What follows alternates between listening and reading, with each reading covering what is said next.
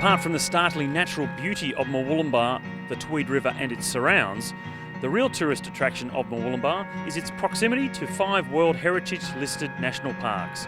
Closest to Murwillumbah are the Mount Warning National Park and the Border Ranges National Park, perfect for visitors seeking to explore. Stage 2 for the women here at the Battle on the Border is 113 kilometres. There are 2 intermediate sprints out on course with time bonuses, as we saw yesterday. That'll be very important for the stage, and also 3 Queen of the Mountain climbs, the third of which falls at 9 kilometres to go. So that's going to be very strategic, and you expect a rider like Ruth Corset to go on that final attack.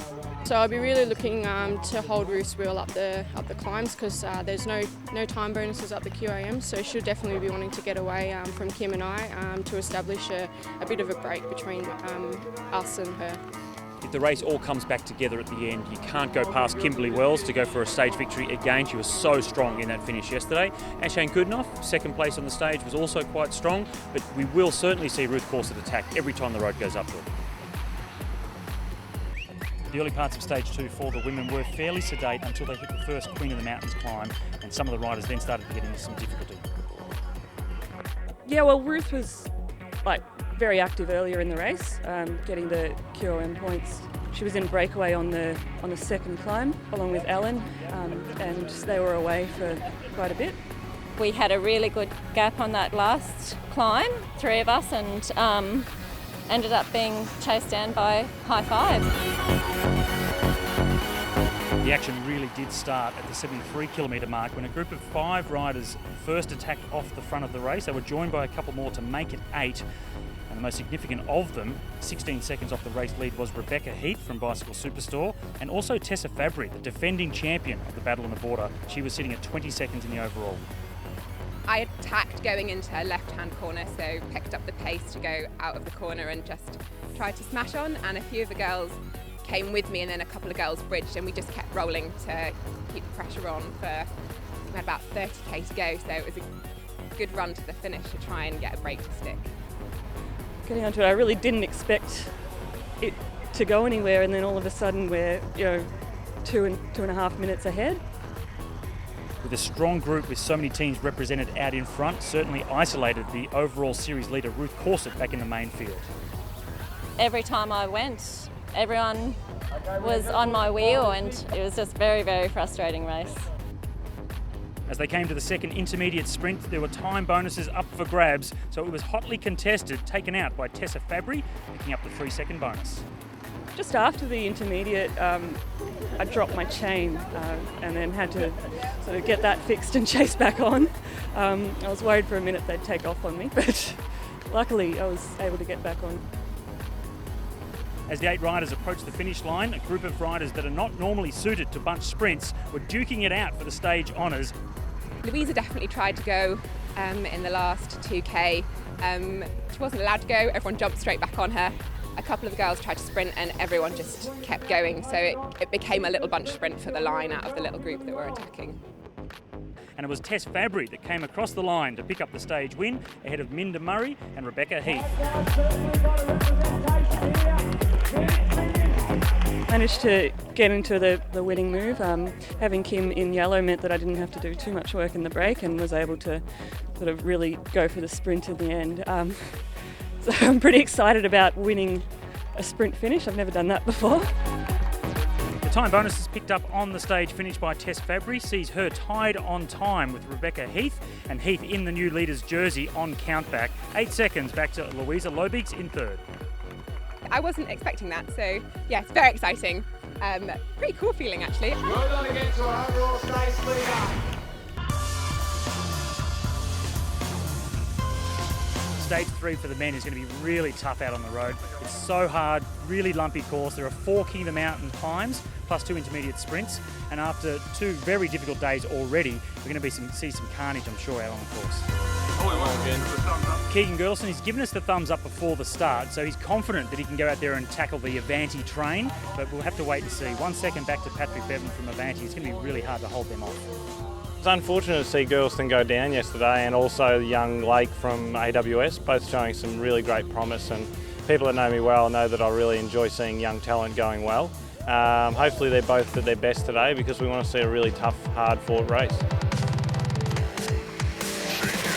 Trouble started early for Avanti Racing with their leader of the King of the Mountains competition, Matt Clark, having a mechanical mishap at the bottom of the first climb of the day.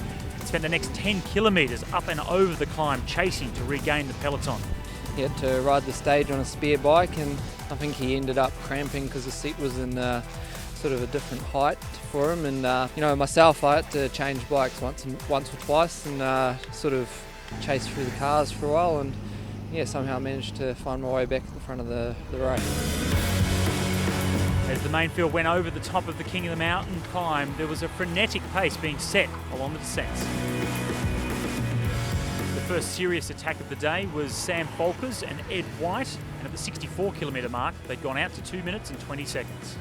We sort of sat down this morning, and I don't know, I think I'm about 17th on GC when we started today, and just go out and get in the break and see what happened from there. And then I sort of ended up on my own.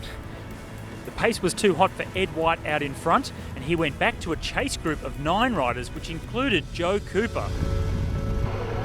It wasn't much longer until the 10 chasers reeled Folkers back in, and we had 11 leaders out in front. The gap back to the main field was 3 minutes. As Cooper drove the pace over the top of the King of the Mountain climb, the breakaway group disintegrated behind him. Eventually, Cooper would go solo from the lead group, and then coming from behind, Folkers and Ed White eventually joined Cooper to make a strong trio out in front.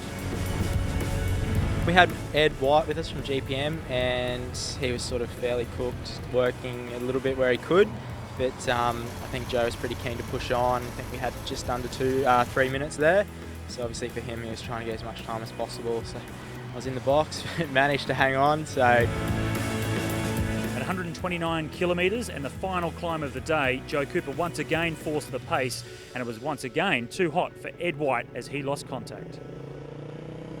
With only 2 riders out in front, there was a big chase back behind in the main field, led by Charter Mason as they tried to close the gap down.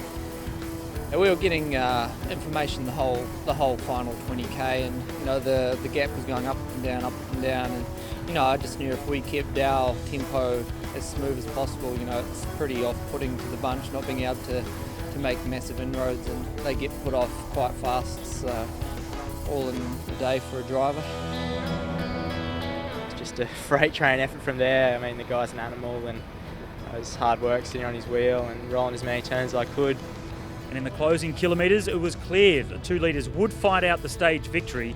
And as they came towards the line, Joe Cooper led from the front, led all the way across the line. He was too strong and held on for the stage victory, with second place going to Folkers. Back in the main field, it was Michael Schweitzer from African Wildlife Safaris leading them home. Oh, that was awesome. I'm just wrapped to get my first road race win in the New Zealand Champs jersey. So, that's definitely one of the boxes ticked for the season.